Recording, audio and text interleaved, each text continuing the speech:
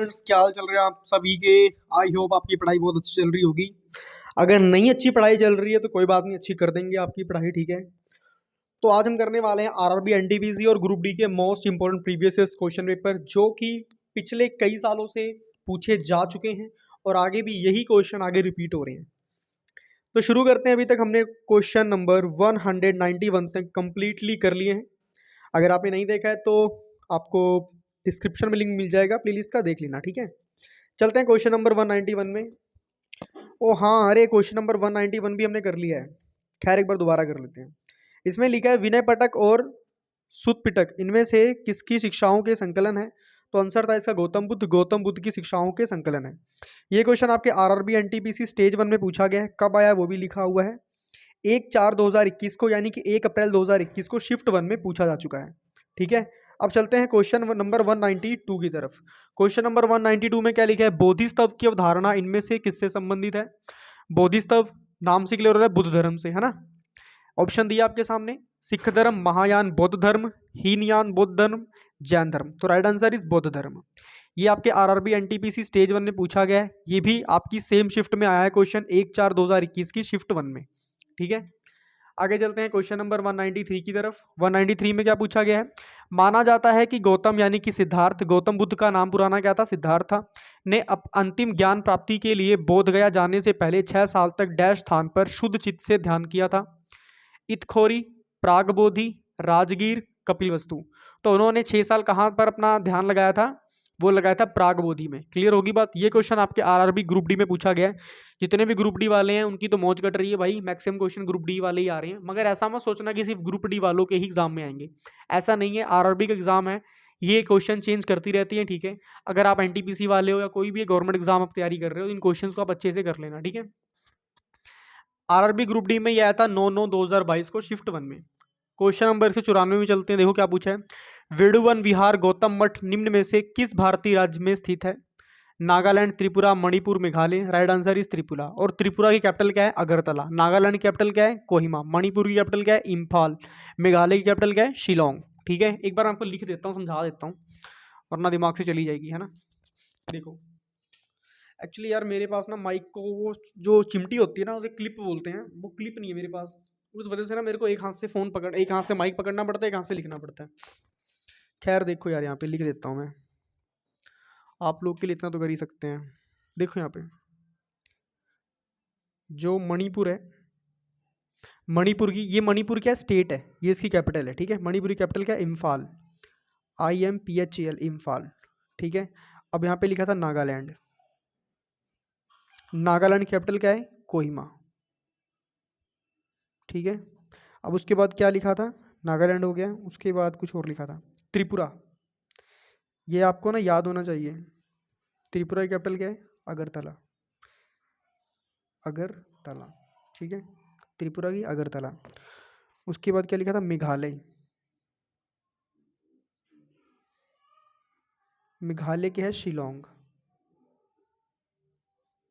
Clear होगी बात सभी को। मणिपुर की इम्फाल, नागालैंड की कोहिमा, त्रिपुरा की अगरतला, मेघालय की शिलोंग, ये स्टेट्स लिखे हैं और ये लिखी हैं कैपिटल्स। इतना क्लियर हो गया आप सभी को। चलिए बहुत बढ़िया, इसको करते हैं एक बार। आप ना इसका पहले स्क्रीनशॉट ले लो।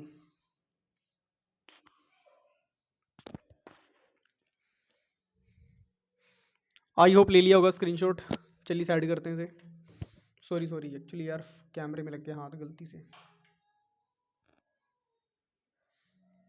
अच्छा, कॉपी मैंने इधर कर दी थी हैं।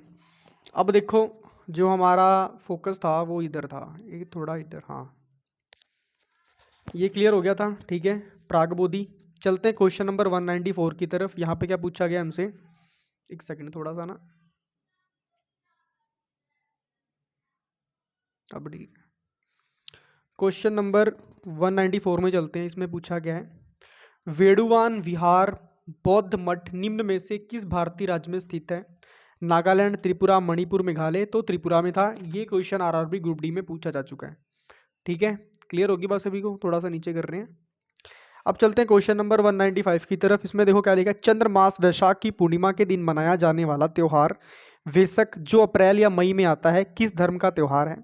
यहूदी धर्म, जैन धर्म, सिख धर्म, बौद्ध धर्म। राइट आंसर इज बौद्ध धर्म, ठीक है। आरआरबी ग्रुप डी में क्वेश्चन आया था, कब आया था? 13/9/2022 को, यानी कि 13 नवंबर 2022 को शिफ्ट थर्ड में आया था। और ऐसे कहा जाता है कि जो एंड वाली शिफ्ट होती, शिफ्ट थर्ड होती है ना, बहुत टफ होती है। खैर यहाँ पर तो इजी आ चुका है। आगे चलते हैं नेक्स्ट क्वेश्चन की तरफ। क्वेश्चन नंबर 196 में चलते हैं। क्वेश्चन नंबर 196 को पढ़ते हैं, चलिए। क्वेश्चन नंबर 196 में बोला गया है, इनमें से कौन सी मध्य भारतीय बोली है, संस्कृत से काफ़ी हद तक संबंधित है तथा बौद्ध धर्म ग्रंथों और साहित्य की प्रमुख भाषाओं में से एक है? ऑप्शन है Paishachi, Varhadi, Pali, Saraiki. Right answer is Pali language. ठीक है, ये भी आपका आरआरबी ग्रुप डी में पूछा गया है। कब आया है? 14 नवंबर 2022, शिफ्ट सेकंड। ठीक है, क्लियर होगी बात सभी को? अब देखो, आपको जो मोस्ट इंपॉर्टेंट चीज़ बतानी है उसके ऊपर ध्यान देते हैं अब। ठीक है, तो जो पाली लैंग्वेज थी, जो यहाँ पे पाली लैंग्वेज लिखी हुई है, ये क्या थी? संस्कृत भाषा से काफ़ी हद तक मैच करती थी। ठीक है, मगर संस्कृत भाषा नहीं थी। ठीक है, कई लोग संस्कृत ना लिख के आ जाना, मैच करती थी, रिलेटेड थी मतलब।